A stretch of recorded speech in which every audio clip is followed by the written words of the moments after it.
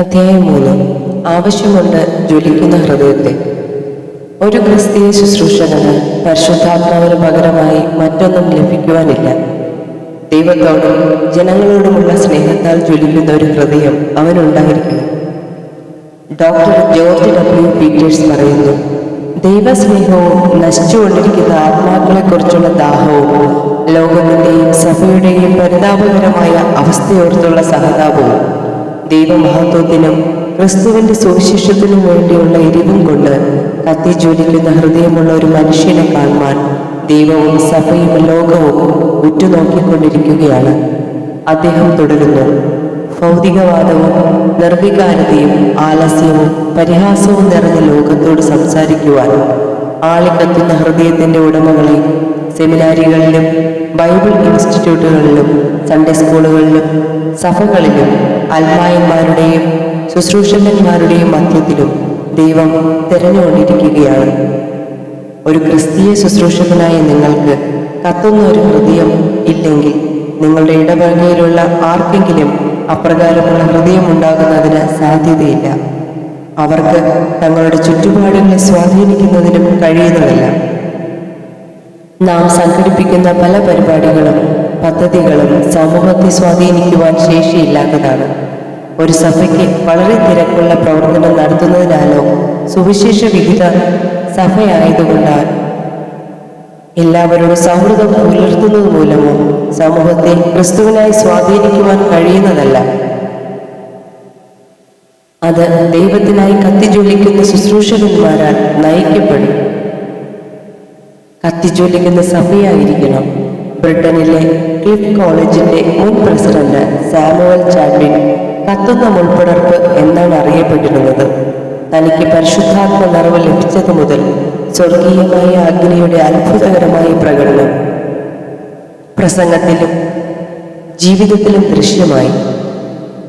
തന്റെ ജ്വലിക്കുന്ന ഹൃദയവും മാതൃകാപരമായ ജീവിതവും മുഖാന്തരം സഭാംഗങ്ങളുടെ ധാർമ്മിക നിലവാരം പട്ടണത്തിലെ ഉന്നത പോലീസ് മേധാവിയുടെ പരസ്യമായ പ്രശംസയ്ക്ക് പാത്രമായി എന്ന് ഫ്രാൻസിസ് ഡബ്ല്യു ഡിക്സൺ പറയുന്നു. ദൈവസ്നേഹത്താൽ കത്തുന്ന ഹൃദയങ്ങളുള്ള സ്ത്രീ പുരുഷന്മാരുടെ സ്വാധീനം കൊണ്ട് നഗരം മുഴുവനും ഒരു വിശുദ്ധ ജീവിതത്തിനായി ഒരുക്കപ്പെട്ടു. ജ്വലിക്കുന്ന ഹൃദയമുള്ള ഒരു വ്യക്തിയായിരുന്നു ജോൺ വെസ്ലി. ഒരിക്കൽ തൻ്റെ ഒരു സഹപ്രവർത്തകൻ ജനക്കൂട്ടത്തെ ആകർഷിക്കുവാനുള്ള വിദ്യ എന്തെന്ന് ചോദിച്ചപ്പോൾ വെസ്ലി പറഞ്ഞത്, പ്രസംഗകൻ ജ്വലിക്കുകയാണെങ്കിൽ തീ കാണുവാനായി ആളുകൾ ഓടിക്കോടും എന്നായിരുന്നു. വെസ്ലിയുടെ ജീവചരിത്രം എഴുതിയവരിൽ ഒരാൾ ഇങ്ങനെ പറഞ്ഞു, ആത്മാക്കൾക്കായി പ്രാണൻ ത്യജിച്ചും അന്വേഷിച്ചു പോകുന്ന ഒരുവനായിരുന്നു അദ്ദേഹം. മെത്തഡിസ്റ്റ് പണ്ഡിതനും വെസ്ലിയുടെ ആശ്രിതനുമായിരുന്ന ആഡം ക്ലർക്കിന്റെ കല്ലറയ്ക്കൽ ആ ലേഖനം ചെയ്തിരിക്കുന്നത്, മറ്റുള്ളവർക്ക് വേണ്ടി ജീവിച്ച് ഞാൻ എരിഞ്ഞടങ്ങി എന്നാണ്. ഒരു നൂറ്റാണ്ട് മുൻപ് ജീവിച്ചിരുന്ന ടി ഡേവിഡ് ഡാൽമേജ് ഇപ്രകാരം എഴുതി, ഈ യുഗത്തിൽ നമുക്ക് മറ്റെല്ലാറ്റിനേക്കാളും ആവശ്യമായിരിക്കുന്നത് തീ തന്നെയാണ്. മനുഷ്യഹൃദയങ്ങളിൽ കത്തുന്ന ദൈവത്തിന്റെ വിശുദ്ധമായ തീ. അവരുടെ തലച്ചോറിനെയും വികാരങ്ങളെയും നാവിനെയും മുഖത്തെയും ചൈതന്യപ്പെടുത്തുന്നതും അവരെ കർമ്മോത്സുകരാക്കുന്നതുമായ തീ. അവരുടെ ബുദ്ധിയെയും അറിവിനെയും ചിന്തകളെയും യുക്തിയെയും ഒരുക്കി ഒരു ലാവാപ്രവാഹം പോലെയാക്കുന്ന തീ. ഈ സ്നാനം ലഭിക്കുമ്പോൾ ഇന്നുവരെ സാധാരണക്കാരും ബലഹീനരുമായ നമ്മെപ്പോലെ ആയിരക്കണക്കിന് ശുശ്രൂഷകർ ഉടൻ തന്നെ ശക്തന്മാരായിത്തീരും. ഇത് ഇന്നും വാസ്തവമായ ഒരു സത്യമാണ്. നമ്മുടെ ചുറ്റുപാടുകളുടെയും സ്ഥിതി ഇപ്രകാരമാണ്. കുറെ വർഷങ്ങൾക്ക് മുൻപ് പോളണ്ടിലെ ഒരു പട്ടാളക്കാരൻ ഡോക്ടർ ഹാരോൾഡ് ജോൺ ഒക്കിൻഗായോട് പറഞ്ഞു, പോളണ്ടിൽ ക്രിസ്ത്യാനികളും കമ്മ്യൂണിസ്റ്റുകാരും തമ്മിലാണ് മത്സരം. ഇവരിൽ ആര് തങ്ങളുടെ സന്ദേശം തീജ്വാല പോലെയാക്കുമോ അവരായിരിക്കും വിജയിക്കുക. ആത്മാക്കൾക്കായി ദാഹമില്ലാത്ത ക്രിസ്ത്യാനിത്വത്തിന് നരകാഗ്നിയെ കെടുത്തുന്നതിന് പ്രാപ്തിയില്ല. ആളിക്കത്തുന്ന കാട്ടുതീയോട് പൊരുതുവാൻ തീ തന്നെയാണ് ഏറ്റവും അനുയോജ്യമായ ആയുധം. ആത്മാക്കൾക്കായി ദാഹമില്ലാത്തൊരു ശുശ്രൂഷകന് തന്റെ ജനങ്ങളെ ആത്മാവിന്റെ അഗ്നിയിൽ ജ്വലിപ്പിക്കുവാൻ സാധ്യമല്ല. ദാഹമില്ലാത്ത ഹൃദയമുള്ള ഒരു യുവ നേതാവിന് മറ്റു യുവജനങ്ങളെ ക്രിസ്തുവിനായി ജ്വലിക്കുന്ന സ്ഥിതിയിലാക്കുവാൻ സാധിക്കുകയില്ല. നാം കത്തിജ്വലിക്കാത്തിടത്തോളം നമ്മുടെ ജനങ്ങളുടെ ഹൃദയത്തോട് സംസാരിക്കുവാൻ പ്രാപ്തി ഉണ്ടാകുകയില്ല. ബിഷപ്പ് റാൽഫ് സ്പോൾഡിംഗ് കുഷ്മാൻ ഇങ്ങനെ പ്രാർത്ഥിച്ചു: ഞങ്ങൾ പ്രാർത്ഥിക്കുന്നു, ഞങ്ങളെ കത്തിക്കണമേ കർത്താവേ, ഞങ്ങൾ ഉണർത്തണമേ. ലോകം നശിച്ചുകൊണ്ടിരിക്കുന്നു. ഞങ്ങളോ സ്വന്തം കാര്യം നോക്കിക്കൊണ്ട് ലക്ഷ്യമില്ലാത്തവരും ആത്മദാഹമില്ലാത്തവരുമായി ദിവസങ്ങൾ തള്ളി നീക്കുന്നു. ഞങ്ങളെ ജ്വലിപ്പിക്കണമേ കർത്താവെ, ഞങ്ങളെ ഉണർത്തണമേ. ഞങ്ങൾ പ്രാർത്ഥിക്കുന്നു. സഭകളിലും സ്കൂളുകളിലും ഇതിനേക്കാൾ വലിയ മറ്റൊരു ആവശ്യം വേറെയില്ല. സവിശേഷ വിഹിത ഉപദേശവും പ്രമാണവും ഹൃദയത്തിലുണ്ട് എന്നതുകൊണ്ട് മാത്രമായില്ല. നാം പൂർണ്ണമായും ക്രിസ്തു യേശുവിനാൽ പിടിക്കപ്പെട്ടവരായിരിക്കണം. അവിടുത്തെ സ്നേഹത്താലും കൃപയാലും തീക്ഷ്ണതയുള്ളവരാകണം. ദൈവശക്തിയും തേജസ്സും കൊണ്ട് ജ്വലിക്കുന്നവരാകണം. നമ്മുടെ വ്യക്തിത്വത്തിലെ മൺമയമായ സകലതും ദൈവത്തിന്റെ ദിവ്യാഗ്നിയിൽ ജ്വലിക്കുമാറാകട്ടെ. വിറകും യാഗപീഠവും യാഗവസ്തുവും മാത്രമല്ല, നമുക്ക് തീ കൂടി വേണം. ദൈവത്തിന്റെ അഗ്നിയെ ഞങ്ങളുടെ മേൽ വീണ്ടും ഇറങ്ങി വരണമേ. കർത്താവെ, ഞങ്ങളെ കത്തിക്കണമേ, ഞങ്ങളെ ജ്വലിപ്പിക്കണമേ. ദൈവം നമ്മെ ആക്കിയിരിക്കുന്ന സ്ഥാനത്ത് നാം ആർക്കും ചെറുക്കുവാൻ കഴിയാത്ത ശക്തിയായി നിലകൊള്ളണമെങ്കിൽ പരിശുദ്ധാത്മാവിന്റെ അഗ്നിയാലുള്ള സ്നാനം നമുക്ക് ആവശ്യമായിരിക്കുന്നു. മന്ദതയും മയക്കവും ബാധിച്ച സഭയെ ഉണർത്തണമെങ്കിൽ മാളികമുറിയിൽ പെന്തക്കോസ്ത് നാളിൽ പകർന്ന വിശുദ്ധമായ തീനാവുകൾ ഇന്ന് നമ്മുടെ മേലിൽ പതിക്കേണ്ടിയിരിക്കുന്നു. എനിക്കും നിങ്ങൾക്കും അത് ആവശ്യമുണ്ട്. ടി.എ. ഹീഗിരിയുടെ ദൈവാഗ്നിയെ ജ്വലിക്കണമേ എന്ന ലേഖനത്തിൽ ഇങ്ങനെ പറയുന്നു: നമുക്ക് വേണ്ടത് അഗ്നിയാണ്. തണുത്തുറഞ്ഞ് നമ്മുടെ മനസ്സുകളെ ഉണർത്തുവാനും ക്രിസ്തുവിനെ കൂടാതെ മരണത്തിലേക്ക് പോകുന്ന ജനങ്ങൾക്ക് വേണ്ടി എന്തെങ്കിലും പ്രവർത്തിക്കുവാനും ഈ തീ അത്യന്താപേക്ഷിതമാണ്. ക്രിസ്ത്യാനികളായ നമ്മുടെ പക്കൽ ഈ അഗ്നി ഇല്ലാത്തത് നിമിത്തമാണ് സുവിശേഷം കേട്ടിട്ടില്ലാത്ത ജനങ്ങൾ യേശുവിനെ കുറിച്ച് അറിയാത്തവരായി തന്നെ മരിക്കുന്നു. പരിശുദ്ധാത്മാവിന്റെ ഈ അഗ്നി നാം പ്രാപിക്കണം. വന്യ അഗ്നി നമുക്ക് ആവശ്യമില്ല. അത് ക്രിസ്തുവിനെ ഉയർത്തുകയും മഹത്വപ്പെടുത്തുകയുമില്ല. നമുക്ക് വേണ്ടത് വിശുദ്ധമായ അഗ്നിയാണ്. നമ്മെ അഗ്നിയിൽ സ്നാനം കഴിപ്പിക്കുന്നതിനായുള്ള പരിശുദ്ധാത്മാവിന്റെ തീ നമുക്ക് ആവശ്യമായിരിക്കുന്നത് ആദിമസഭയിലുണ്ടായിരുന്ന അതേ തീക്ഷ്ണതയും അഗ്നിയുമാണ്. അന്ന് ഓരോ ക്രിസ്ത്യാനിയും ക്രിസ്തുവിനു വേണ്ടി രക്തസാക്ഷിയാകുന്നതിന് തയ്യാറായിരുന്നു. ജോൺ ആർ റൈസ് തൻ്റെ ഘനഗംഭീരമായ ഒരു പ്രസംഗത്തിൽ നമ്മുടെ അഗ്നിയില്ലായ്മയെ ശക്തിയായി ശാസിച്ചിട്ടുണ്ട്. വാസ്തവത്തിൽ മനം തണുപ്പിച്ചു പോയത് പാപികളുടെയല്ല, പ്രസംഗകരുടെയും ബാപ്റ്റിസ്റ്റ് സഭാ ഡീക്കന്മാരുടെയും മെത്തഡിസ്റ്റ് ശുശ്രൂഷകരുടെയും പ്രസ്ബിറ്റീരിയൻ മൂപ്പന്മാരുടെയും ഹൃദയങ്ങളാണ് കഠിനപ്പെട്ടിരിക്കുന്നത്. ഒരു പാപിയെ മാനസാന്തരത്തിലേക്ക് നടത്തുന്നതും വേശ്യയെയും മദ്യപാനിയെയും രക്ഷയിലേക്ക് നടത്തുന്നതും താരതമ്യേന എളുപ്പമുള്ള കാര്യങ്ങളാണ്. എന്നാൽ ഒരു പ്രസംഗകന്റെ ഉള്ളിൽ ആത്മാക്കൾക്ക് വേണ്ടിയുള്ള ജ്വാലയുണ്ടാക്കുന്നതാണ് ഏറ്റവും വിഷമകരമായ സംഗതി. ഫ്രഞ്ച് വിപ്ലവത്തിന്റെ ഒരു പതിപ്പ് ആവർത്തിക്കാമായിരുന്ന ഇംഗ്ലണ്ടിനെയും ബ്രിട്ടീഷ് ദ്വീപുകളെയും ദൈവകൃപയാൽ കീഴ്മേൽ മറിക്കുന്നതിനും രക്ഷയിലേക്ക് കൊണ്ടുവരുന്നതിനും ദൈവം ശക്തിയായി ഉപയോഗിച്ച വ്യക്തികളാണ് ജോർജ് വൈറ്റ്ഫീൽഡും ജോൺ വെസ്ലിയും. ജോർജിനെ കുറിച്ച് പറയാറുള്ളത്, തൻ്റെ ബാല്യകാലത്ത് പ്രസംഗിക്കുവാൻ തുടങ്ങിയതു മുതൽ മരണശയ്യയിലായിരിക്കുന്ന സമയം വരെ ആത്മാക്കൾക്ക് വേണ്ടിയുള്ള ദാഹത്തിന് യാതൊരു കുറവും കണ്ടില്ലെന്നാണ്. തൻ്റെ ശുശ്രൂഷയുടെ അവസാന നിമിഷം വരെയും ജനങ്ങളെ രക്ഷയിലേക്ക് നടത്തുവാനുള്ള തീക്ഷ്ണതയുടെ തീച്ചൂളയിലായിരുന്നു അദ്ദേഹത്തിന്റെ ആത്മാവ്. ഒരു തീച്ചൂളയായിരുന്നു. അപ്പോൾ അതാണ് രഹസ്യം. നമ്മുടെ പരിതാപകരമായ സ്ഥിതിക്ക് കാരണം ഒരിക്കൽ പോലും ദൈവിക അഗ്നിയിൽ ജ്വലിച്ചിട്ടില്ലാത്ത ഹൃദയങ്ങളോ ജ്വാല നഷ്ടമായി പോയി ഹൃദയമോ ഉള്ളവരാണ് ദൈവത്തിന്റെ ജനത്തെ നയിക്കുന്നത് എന്നതാണ്. ഏലിയാവ് പ്രാർത്ഥിച്ചപ്പോൾ ദൈവത്തിന്റെ തീ കർമ്മേൽ പർവ്വതത്തിലെ യാഗപീഠത്തിന്മേൽ ഇറങ്ങി. അതുകൊണ്ട് പിന്മാറ്റക്കാരായിരുന്ന ജനം യഹോവ തന്നെ ദൈവം, യഹോവ തന്നെ ദൈവമെന്ന് ഏറ്റുപറഞ്ഞുകൊണ്ട് കവിണ്ണു വീണ് ദൈവത്തെ മഹത്വപ്പെടുത്തി. മരുഭൂമിയിലെ മുൾപ്പടർപ്പിൽ കത്തിയ ദൈവത്തിന്റെ ശക്തീന അഗ്നി നമ്മുടെ ഹൃദയങ്ങളിൽ ജ്വലിച്ചിട്ട് നാം ഓരോരുത്തരും ദൈവത്തിന്റെ കത്തുന്ന മുൾപ്പടർപ്പുകളായി തീരുമോ? ദൈവത്തിന്റെ ശക്തീന അഗ്നി സീനായ് മലയുടെ കൊടുമുടിയിൽ വെളിപ്പെട്ടപ്പോൾ അത് മോശയുടെ മുഖത്തിന്റെ ത്വക്ക് പ്രകാശിക്കുമാറാക്കി. മൺപാത്രങ്ങളാകുന്ന നമ്മെ രൂപാന്തരപ്പെടുത്തുന്ന വിധം ദൈവത്തിന്റെ ഷെഖീനയ്ക്ക് അടുത്തേക്ക് ചെല്ലുന്നതിനും മറ്റുള്ളവർ നമ്മെ വീക്ഷിക്കുമ്പോൾ നമ്മുടെ മുഖം പ്രകാശിക്കുന്നതായി കാണും വിധം ദൈവത്തോട് അടുത്തു ചെല്ലുന്നതിനും തയ്യാറാണ്. ദൈവത്തിന്റെ മഹത്വം പടിപടിയായി ഇസ്രായേലിനെ വിട്ടുപോയതായി യെഹെസ്കേൽ പ്രവാചകൻ ദർശിച്ചതിന് മറുപടിയായി ഇന്ന് നാം അത് തിരികെ പ്രാപിക്കുന്നതിന് തയ്യാറാണ്. മാളിക മുറിയിൽ കൂടിയിരുന്ന 120 പേരുടെ മേൽ അത് വീണ്ടും ഇറങ്ങി വന്നു. അത് പ്രാപിക്കുന്നതിനായി 10 ദിവസം ദൈവസന്നിധിയിൽ കാത്തിരിക്കേണ്ടി വന്നുവെങ്കിലും നമ്മുടെ ഭാഗത്തു നിന്നും അത്രയും ത്യാഗം ദിവ്യാഗ്നിയെ സ്വീകരിച്ച് എരിഞ്ഞു ശോഭിക്കുന്നതിന് വേണ്ടി ഉണ്ടാകുന്നത് അല്പം പോലും കൂടുതലല്ല. അത് പ്രയത്നിച്ച് കൈക്കലാക്കുന്നതിനോ അധ്വാനത്താൽ നേടുന്നതിനോ സാധ്യമല്ല. അഗ്നിയിലുള്ള സ്നാനം നൽകുന്നത് ദൈവം തന്നെയാണ്. ദൈവത്തിന് മാത്രമേ ഷെഖീന അയക്കുവാൻ കഴിയുകയുള്ളൂ. നിങ്ങളുടെയും എന്റെയും ആവശ്യങ്ങൾ നൽകുന്നതിന് ദൈവത്തിന് മാത്രമേ കഴിയൂ. ഇത് ഇല്ലാതെ നാം ഇത്ര നാളും വളരെയധികം അധ്വാനിച്ചു കുഴഞ്ഞു. ഇതിന്റെ അഭാവത്താൽ നാം ദൈവ തേജസ്സിൽ നിന്നും വിദൂരത്തിലായിരുന്നു. നമ്മുടെ ജനങ്ങളെ സ്പർശിക്കുവാൻ കഴിയാത്ത വിധത്തിലുള്ള ശുശ്രൂഷയായിരുന്നു നാം ഇതുവരെ ചെയ്തുകൊണ്ടിരുന്നത്. ഈ അഗ്നി ഉളവാക്കുന്നതിന് നമുക്ക് കഴിവില്ല. നമുക്ക് സ്വയം ഉൽപ്പാദിപ്പിക്കുവാൻ കഴിയുന്നതല്ല അത്.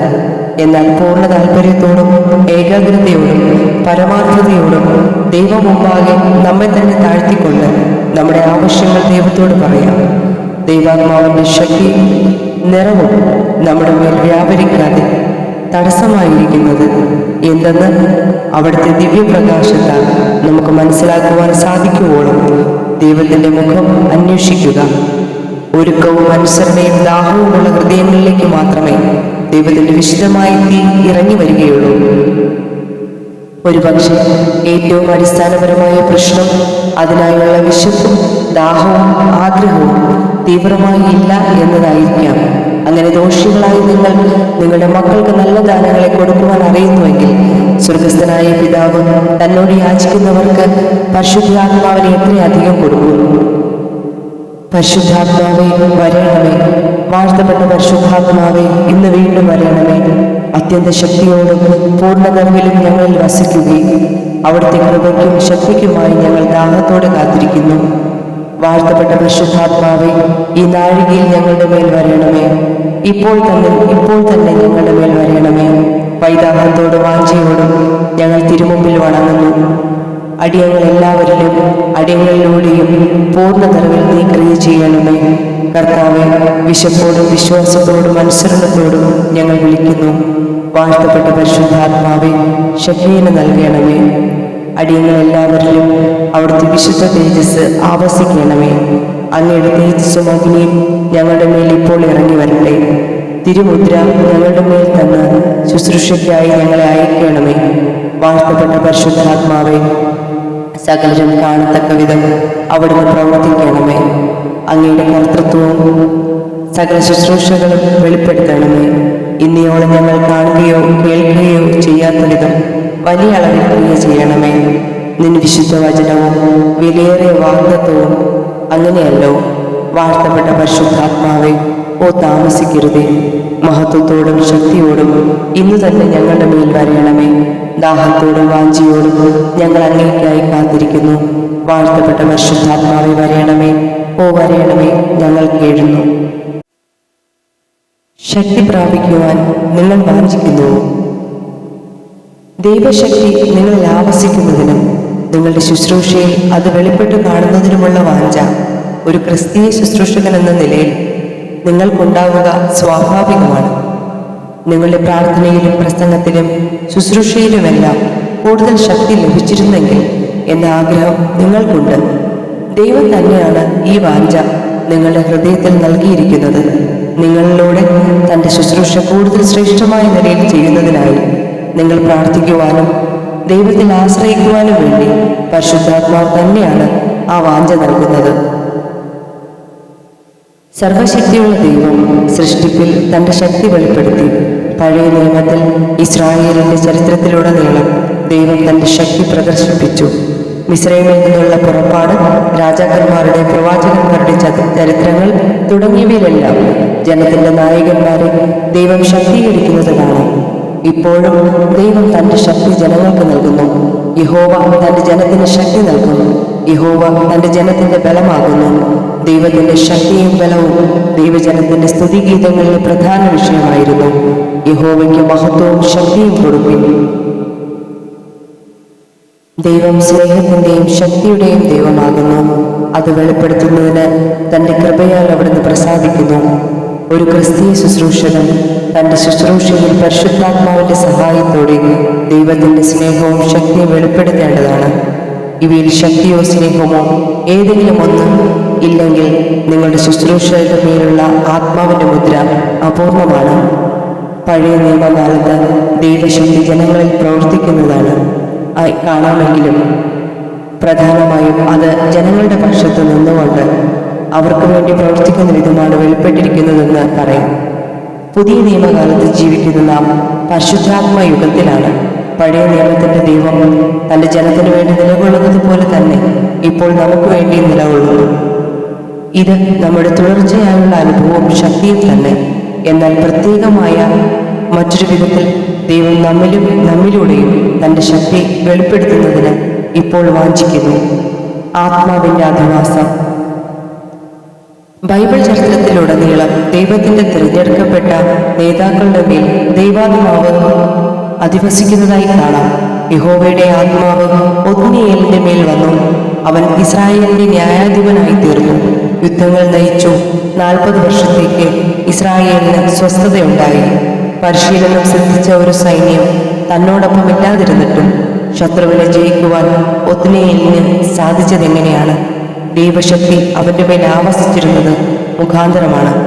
ഇന്ന് നമ്മുടെ ശത്രുക്കൾ അന്ധകാര ലോകത്തിന്റെ അധിപതികളും വാഴ്ചകളും അധികാരങ്ങളും സ്വർലോകങ്ങളിലെ ദുഷ്ടാത്മസേനയും മാത്രമല്ല, അവർക്ക് പുറമെ സാംസ്കാരിക രംഗത്തെ വിവിധ ശക്തികളും സ്ഥാപിത താൽപര്യങ്ങളും അനീതിയുള്ള മാധ്യമങ്ങളുമുണ്ട്.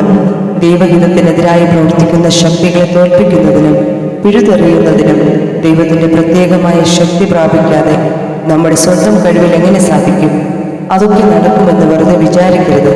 അത് ദൈവത്തിൽ നിന്ന് പ്രാപിക്കുക തന്നെ വേണം. ഇത് ആത്മാവിന്റെ യുഗമാണെന്ന് പറഞ്ഞ് നാം ആവശ്യപ്പെടാതെ തന്നെ നമ്മെ അരമുറക്കി ശക്തീകരിച്ച് അത്ഭുതകരമായ വിജയം ദൈവാത്മാവ് നമ്മിൽ തന്നുകൊണ്ടിരിക്കുന്നത് സദാ തന്നുകൊണ്ടിരിക്കുമെന്ന് നിരൂപിക്കരുത്. മാനുഷികമായ നമ്മുടെ ബുദ്ധിയിലും പരിശ്രമങ്ങളിലും മാത്രം ആശ്രയിച്ച് പ്രവർത്തിക്കുകയെന്ന ആപൽക്കരമായ ഒരു പ്രവണത നമുക്ക് മുമ്പിൽ നിരന്തരമുണ്ട്. ആത്മാവിന്റെ ശക്തിയുടെ വെളിപ്പെടലിന്റെ പിന്നിൽ നാം അതിനായി യാചിക്കുക എന്ന രഹസ്യം നിലകൊള്ളുന്നു. പെന്തക്കോസ്ത് നാളിലെ പരിശുദ്ധാത്മ പകർച്ചയ്ക്ക് ശേഷം വളരെ നാളുകൾ കഴിഞ്ഞാണ് ഈ വാഗ്ദത്തങ്ങൾ ലിഖിത രൂപത്തിലാക്കിയത്. ഇത് പരിശുദ്ധാത്മ യുഗമാണ്. പക്ഷേ നാം യാചിക്കുന്നതിനനുസരിച്ച് മാത്രമേ അവിടുന്ന് പ്രവർത്തിക്കുകയുള്ളൂ. യഹോവയുടെ ആത്മാവ് ഗിദെയോന്റെ മേൽ വന്നിട്ട് അവൻ കാഹളമോതി ഇസ്രായേൽ ഗോത്രങ്ങളെ കൂട്ടിവരുത്തി. പലപ്പോഴും നാം പരിശുദ്ധാത്മാവിന്റെ സഹായം കൂടാതെ ജനത്തെ കൂട്ടുന്നതിനും സാക്ഷിക്കുന്നതിനും ആരാധിക്കുന്നതിനും കൊടുക്കുന്നതിനു വേണ്ടി ഉത്സാഹിപ്പിക്കുന്നതിനും ശ്രമം നടത്താറുണ്ട്. ദൈവശക്തിയുടെ നിറവ് കൂടാതെയും അതിനായി കാത്തിരിക്കാതെയും നാം പലപ്പോഴും ദൈവത്തിന്റെ ശുശ്രൂഷ ചെയ്യുവാൻ ശ്രമിക്കുന്നു. ദൈവത്തിന്റെ ആത്മാവ് ഇഫ്താഹിന്റെ മേൽ ശക്തിയോടെ വന്നിട്ട് അവൻ ഇസ്രായേലിന്റെ ശത്രുക്കളെ ആക്രമിച്ച് തോൽപ്പിച്ചു. ദൈവത്തിനായി പൊരുതുന്നതിന്റെ രഹസ്യം ഇന്നും അത് തന്നെയാണ്. ദൈവാത്മാവ് ആവർത്തിച്ച് നമ്മുടെ മേൽ വരേണ്ടിയിരിക്കുന്നു. പരിശുദ്ധാത്മാവിന്റെ ശക്തി യഥാസമയം പ്രാപിക്കാതെയും അതിനായി അപേക്ഷിക്കാതെയും തുടർന്നാൽ നമ്മുടെ മുന്നേറ്റം സാവധാനത്തിലാവുകയും നാം പരാജിതരാവുകയും ചെയ്യുവാനിടയുണ്ട്. പരിശുദ്ധാത്മാവ് ശിംശോന്റെ മേൽ വന്നു. അവൻ ഒരു ബാലസിംഹത്തെ ആട്ടിൻകുട്ടിയെ പോലെ കീറിക്കളഞ്ഞു. എബ്രായ ഭാഷയിൽ ആത്മാവ് ഭയങ്കരമായ ശക്തിയോടെ അവന്റെ മേൽ വന്നു എന്നാണ് അർത്ഥം. ഇതേ പദം തന്നെ ശിംശോന്റെ പ്രതിസന്ധി ഘട്ടങ്ങളിൽ മറ്റു 2 ഭാഗത്തു കൂടി ഉപയോഗിച്ചിട്ടുണ്ട്. തൽക്ഷണം ലഭ്യമാകുന്ന ദൈവശക്തിയെക്കുറിച്ചല്ലേ ഇവിടെ പ്രതിപാദിച്ചിരിക്കുന്നത്? ദൈവത്തിന് നമ്മുടെ മേൽ തന്റെ ഭയങ്കരമായ ശക്തി പകരുവാൻ കഴിയും. അത് എത്ര സമയത്തിനുള്ളിൽ ലഭിക്കുമെന്നത് നമ്മുടെയോ മറ്റുള്ളവരുടെയോ സാഹചര്യത്തിനനുസരിച്ച് ദൈവം നിർണയിക്കുന്നതാണ്. ദൈവശക്തിയാൽ നിറയപ്പെടുക എന്നത് അനേക നാളുകൾ കൊണ്ട് പടിപടിയായി സംഭവിക്കുന്ന കാര്യമാകണമെന്നില്ല. നമ്മുടെ ആവശ്യ സമയത്ത് പെട്ടെന്ന് ഭയങ്കരമായ വിധത്തിൽ ദൈവശക്തി പകരുവാനും ദൈവത്തിന് കഴിയും. യഹോവയുടെ ആത്മാവ് ശിംശോന്റെ മേൽ വന്നിട്ട് അവൻ അസ്കലോൻ നിവാസികളെ തോൽപ്പിച്ചു. പിന്നെയും ദൈവാത്മാവ് ശിംശോന്റെ മേൽ വന്നിട്ട് 1000 ഫെലിസ്ത്യരെ അവൻ സംഹരിച്ചതായി കാണുന്നു. പാപത്തിന്റെ മുമ്പിൽ വിട്ടുവീഴ്ചയ്ക്ക് തയ്യാറാകാതെ ദൈവത്തിനായി യുദ്ധം ചെയ്തിരുന്നെങ്കിൽ ദൈവത്തിന്റെ ആത്മാവിനാൽ ആവശ്യമുള്ളപ്പോഴൊക്കെ ശിംശോനെ നിറയ്ക്കുകയും ഉപയോഗിക്കുകയും ചെയ്യുവാൻ ദൈവത്തിന് കഴിയുമായിരുന്നു. നമ്മുടെ അവസ്ഥയും ഇപ്രകാരമാണ്. നാളുകൾക്ക് മുൻപ് ദൈവിക സ്പർശനം ലഭിച്ചിട്ടുണ്ടെങ്കിൽ അതിനെക്കുറിച്ച് ഓർത്ത് പ്രശംസിക്കുകയും അതിൽ സംതൃപ്തി അടയുകയും ചെയ്യുന്നു. നമ്മുടെ ആവശ്യ സമയങ്ങളിലെല്ലാം നമ്മെ ശക്തീകരിക്കുന്നതിന് ദൈവം സദാ താല്പര്യമുള്ളവനാണ്. വാസ്തവത്തിൽ നമുക്ക് ഗ്രഹിക്കുവാൻ കഴിയുന്നതിനുമപ്പുറം ദൈവസഹായം നമ്മുടെ ജീവിതത്തിൽ ആവശ്യമാണ്. ദൈവിക ശക്തിയുടെ ഒരു ചെറിയ സ്പർശനം ലഭിക്കുമ്പോഴേക്കും നാം പൂർണ്ണരായി എന്നുള്ള വ്യർത്ഥമായ സംതൃപ്തിയിലേക്ക് വേഗമാണ്ടു പോകുന്നു. ശമൂവേൽ ശൗലിനോട് പറഞ്ഞു, യഹോവയുടെ ആത്മാവ് ശക്തിയോടെ നിന്റെ മേൽ വന്നിട്ട് നീയും ആൾ മാറിയവനെ പോലെ ആയിത്തീരുകയും ചെയ്യും. ദൈവശക്തി ശൗലിന്മേൽ വരുമ്പോൾ അപ്പോൾ ഹൃദയത്തിൽ തോന്നുന്നത് പോലെ പ്രവർത്തിച്ചു കൊള്ളുവാൻ ശമൂവേൽ നിർദ്ദേശിച്ചിരുന്നു. അന്നു തന്നെ ആ അടയാളങ്ങളെല്ലാം സംഭവിച്ചു. എങ്കിലും ശൗലിന്റെ പിന്നീടുള്ള ചരിത്രം പരിശോധിച്ചാൽ തനിക്ക് ലഭിച്ച ദൈവിക അനുഭവങ്ങളിൽ തുടരുന്നതിന് പകരം സ്വന്തം കഴിവിലും ബലത്തിലും ആശ്രയിക്കുന്നവനായി മാറിയെന്ന് കാണാം. വീണ്ടും കാത്തിരുന്ന് ദൈവശക്തി ഏറ്റുവാങ്ങുവാൻ താൻ ശ്രമിച്ചില്ല. ദൈവശക്തി നഷ്ടപ്പെട്ടവനായി സ്വന്തം പ്രാപ്തിയിൽ ആശ്രയിച്ചാണ് താൻ പിന്നീടുള്ള യുദ്ധങ്ങൾ നയിച്ചത്. ശിംശോന്റെ ജീവിതത്തിലെ പോലെ ദൈവത്തിന്റെ ആത്മാവ് ശക്തിയോടെ വന്നിട്ട് ശുശ്രൂഷ ചെയ്തിട്ടുള്ള ഒരു ശുശ്രൂഷകൻ കുറെ കഴിയുമ്പോൾ അതിനെ അവഗണിച്ച് കാര്യങ്ങളെല്ലാം ഭംഗിയായി ചെയ്യുവാൻ സ്വയം അറിയാമെന്ന വിചാരത്തിൽ പ്രവർത്തിക്കുന്നത് എത്രയോ ദുഃഖകരമാണ്. താൻ ഏറ്റവും ബലഹീനനായി ഇരിക്കുമ്പോഴാണ് ഏറ്റവും ശക്തനായി തീരുന്നതെന്ന് അപ്പോസ്തലനായ പൗലോസ് പറയുന്നു. യേശു പറഞ്ഞു, എൻ്റെ കൃപ നിനക്ക് മതി, എൻ്റെ ശക്തി ബലഹീനതയിൽ തികഞ്ഞു വരുന്നു. പരിശുദ്ധാത്മാവ് ദാവീദിന്റെ മേലും ശക്തിയോടെ വന്നു. ദാവീദിന്റെ ജീവിതത്തിൽ ദൈവശക്തിയാൽ നിറയപ്പെടുക എന്നത് തുടർമാനമായി സംഭവിച്ചുകൊണ്ടിരുന്ന അനുഭവമായിരുന്നു. ദൈവഹിതം നിവർത്തിക്കുവാനായി ദൈവത്തിന്റെ ഭുജം അവന്റെ മേൽ നിരന്തരമുണ്ടായിരുന്നു. ഒരു ക്രിസ്തീയ ശുശ്രൂഷകന് ദൈവശക്തിയുടെ സ്പർശനവും സഹായവും നിരന്തരം പ്രാപിക്കുന്നതിനും അതിനായി യാചിക്കുന്നതിനും ആത്മീകമായ അവകാശമുണ്ട്. ഈ ദൈവിക ശക്തി നിങ്ങളെ സ്പർശിച്ചിട്ടുണ്ടോ എങ്കിൽ ആ സ്പർശനം സൂചിപ്പിക്കുന്നത് നിങ്ങൾക്ക് എപ്പോഴെല്ലാം ആവശ്യമുണ്ടോ അപ്പോഴെല്ലാം നിങ്ങളെ തൻ്റെ ശക്തിയാൽ നിറയ്ക്കുവാൻ ദൈവത്തിന് താല്പര്യമുണ്ട് എന്നാണ്. ദൈവത്തിന്റെ ശക്തി ഇന്നിന്ന വിധം പ്രവർത്തിക്കണമെന്ന് ദൈവത്തോട് നിർദ്ദേശിക്കുവാൻ നിങ്ങൾക്ക് അവകാശമില്ല. എന്നാൽ നിങ്ങളുടെ ശുശ്രൂഷയിലും അടിയന്തര ഘട്ടങ്ങളിലും ആവശ്യമായ ദൈവശക്തിയും സഹായവും നൽകുന്നതിനായി വിശ്വാസത്തോടെ അപേക്ഷിക്കുവാൻ എല്ലാ നിലയിലും ആത്മികമായ അർഹത നിങ്ങൾക്കുണ്ട്.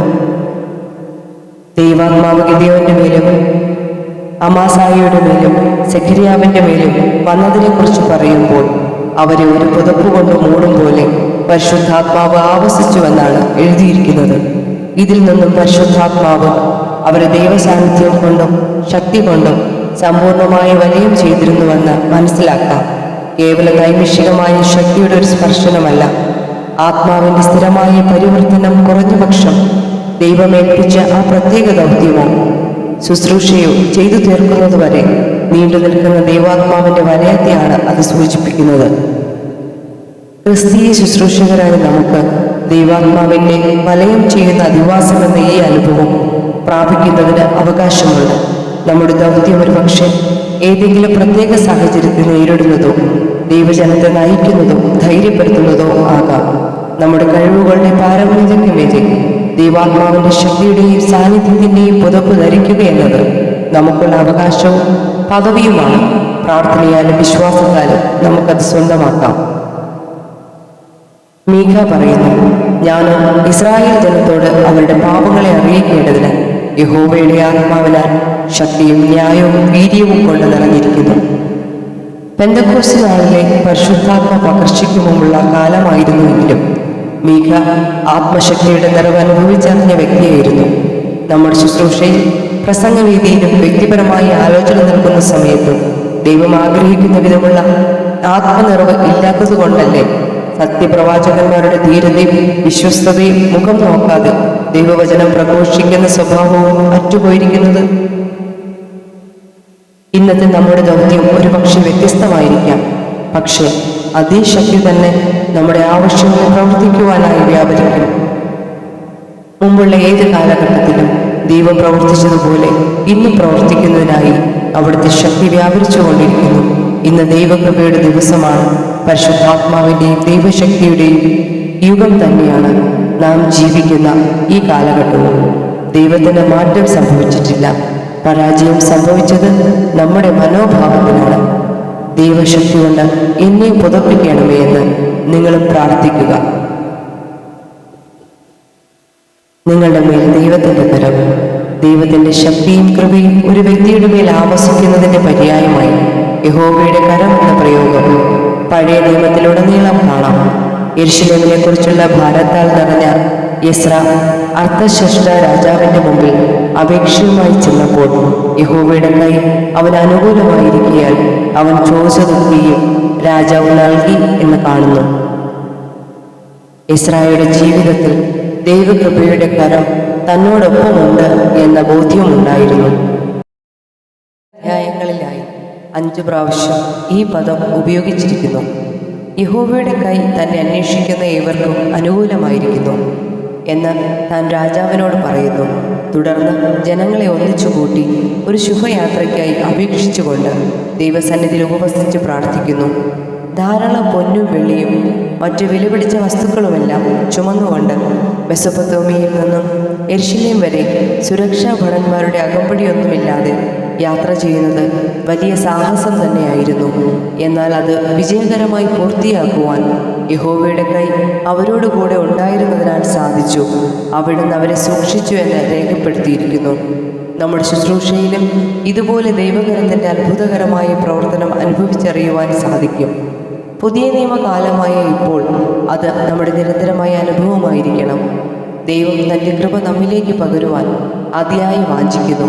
നിങ്ങളുടെ നിലവിളിയുടെ ശബ്ദത്തിങ്കൽ അവൻ നിശ്ചയമായി കരുണ തോന്നുമെന്ന് യെശയ്യാവ് പ്രവചിക്കുന്നു. വരണ്ടുണങ്ങിയ അവസ്ഥയിൽ ദൈവസാന്നിധ്യമോ ശക്തിയോ അനുഭവിക്കുവാൻ കഴിയാത്തവരായി നാം ശുശ്രൂഷ ചെയ്യേണ്ട കാര്യമില്ല.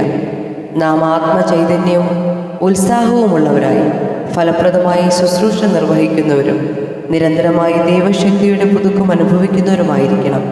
നാം പലപ്പോഴും യാക്കോബിനെ പോലെ യഹോവ ഈ സ്ഥലത്തുണ്ട് സത്യം, ഞാനോ അത് അറിയുന്നില്ല എന്ന് പറഞ്ഞു നാം ദൈവകൃതപ്രകാരമുള്ളവരാണ് എന്നതിൻ്റെ തെളിവിനായി അടയാളങ്ങളും അത്ഭുതങ്ങളും പ്രവർത്തിക്കുന്നവൻ തന്നെയാണെന്ന് ദൈവപ്രസാദവും അനുഗ്രഹവും വെളിപ്പെടുന്ന പ്രത്യേക അനുഭവങ്ങൾ നമുക്ക് ലഭിക്കുമ്പോൾ ദൈവത്തിൻ്റെ മഹത്വത്തിനായിട്ടാണ് അവ നൽകപ്പെടുന്നത്. കൂടുതലായും അക്രൈസ്തവ രാജ്യങ്ങളിൽ ക്രിസ്തു ജീവിക്കുന്ന ദൈവമാണെന്നും സുവിശേഷം രക്ഷയ്ക്കായുള്ള ദൈവശക്തിയാണെന്ന് ഉറപ്പിക്കുന്നു. അതിനുമായി അടയാളങ്ങളും അത്ഭുതങ്ങളും ദൈവം നൽകാറുണ്ട്. സംശയാലുക്കളായ ആളുകൾ വർദ്ധിച്ചു വരുന്ന ഈ കാലയളവിൽ നമ്മുടെ ഇടയിൽ വിശ്വാസത്തെ ഉറപ്പിക്കുന്നതിന് ഇത് ആവശ്യമാണ്. നെഹമ്യാവും ഇപ്രകാരം ദൈവകരത്തിൻ്റെ അനുഗ്രഹം അനുഭവിക്കുന്ന വ്യക്തിയായിരുന്നു. എൻ്റെ ദൈവത്തിൻ്റെ കൈ എനിക്ക് അനുകൂലമായിരുന്നതും രാജാവ് എന്നോട് കൽപ്പിച്ച വാക്കുകളും ഞാൻ അറിയിച്ചപ്പോൾ മറ്റുള്ളവർ ധൈര്യപ്പെടുകയും ദൈവിക പദ്ധതി നിറവേറ്റുന്നത് അവർ സന്നദ്ധരാവുകയും ചെയ്തു. ഒരു നേതാവിനോടൊപ്പം ജനങ്ങൾ സ്നേഹത്തിലും ഐക്യത്തിലും ഒന്നിച്ചു നിൽക്കുവാൻ അദ്ദേഹത്തിൻ്റെ ദൈവകൃപ ഉണ്ടെങ്കിൽ മാത്രമേ സാധിക്കുകയുള്ളൂ. ആത്മീക വിവേചനമുള്ളവർക്ക് അത് പെട്ടെന്ന് മനസ്സിലാകും. അത് നഷ്ടപ്പെട്ടാലും അതുപോലെ തന്നെ തിരിച്ചറിയുവാൻ സാധിക്കും. ദൈവത്തിൻ്റെ കൃപയും ശക്തി നിറഞ്ഞ കരം നിങ്ങളുടെ മേലുണ്ടെങ്കിൽ നിങ്ങളെ പ്രാർത്ഥനയിലൂടെ സഹകരണത്തിലൂടെയും പിന്തുണയ്ക്കുന്നവർ നിങ്ങളോടൊപ്പം നിൽക്കുവാൻ ഇടയാകും. നിങ്ങളുടെ നേതൃത്വം അംഗീകരിക്കുന്നതിന് അവർ ഉത്സാഹമുള്ളവരായിരിക്കും. ദൈവം നിങ്ങളിൽ വസിക്കുകയും നിങ്ങളെ ഉപയോഗിക്കുകയും ചെയ്യുന്നുവെന്ന് ജനത്തിന് ബോധ്യമാകേണ്ടതുണ്ട്. ഏലിയാവിന്മേൽ യഹോവയുടെ കൈ വന്നപ്പോൾ അമാനുഷിക ശക്തിയാൽ നിറഞ്ഞ് ആഹാബിൻ്റെ രഥത്തേക്കാൾ വേഗത്തിൽ ഓടി. കർത്താവിൻ്റെ വേലയിൽ വ്യാപൃതരായിരിക്കുന്നവർക്ക് ദൈവകരത്തിൻ്റെ സ്പർശനം ലഭിക്കുമ്പോൾ ആത്മികവും മാനസികവും ശാരീരികവുമായ പുതുക്കവും ചൈതന്യവും ഉണ്ടാകുന്നു.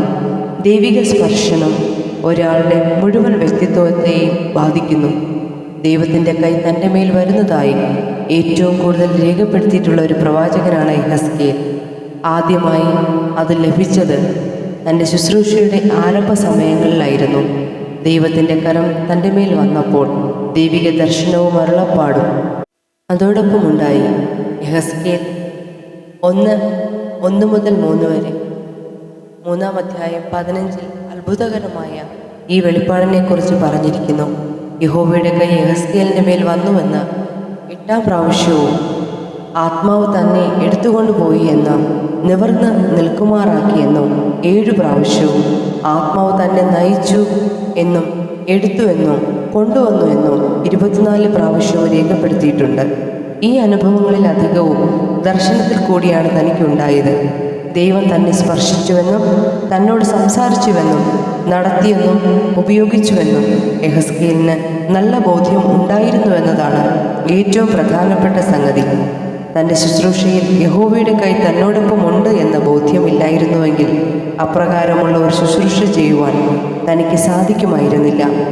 നമ്മുടെ ജീവിതത്തിൽ ദൈവകരത്തിൻ്റെ സ്പർശനം ഉണ്ടാകണമെന്ന് ദൈവം ആഗ്രഹിക്കുന്നുണ്ടോ?